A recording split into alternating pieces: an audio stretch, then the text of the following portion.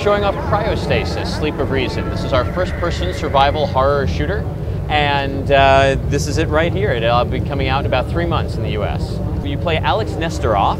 Alex is a meteorologist who's up at in the Arctic Circle, and he gets cut off from his supplies, so he goes searching for the ship that was meant to come bring him his supplies.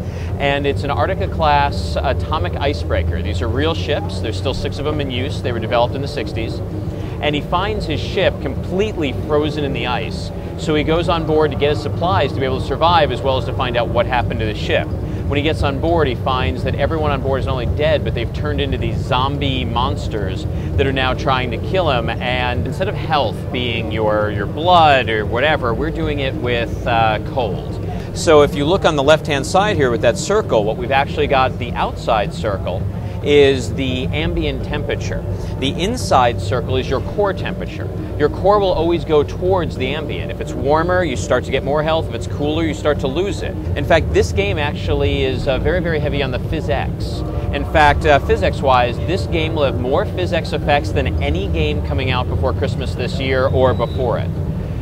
So it's fantastic. In fact, as we've been watching this, you'll notice there's water coming down the walls here. What happens is we have layers of ice on this ship. And as you start to warm a room, the first layer of ice melts off and becomes a thick permafrost. That permafrost then melts. This is dynamic, fractally generated frost, so it should look as real can get. It's all using physics. The frost will start to melt and become water. The water is going to melt down the walls until everything's completely dry. We actually use hydrodynamics, which is a major effect in physics, to simulate real water throughout the entire ship. There's actually a segment where you put on a diving suit and go underneath the ship to get to a second portion. Everything in there is real time and is all created using physics.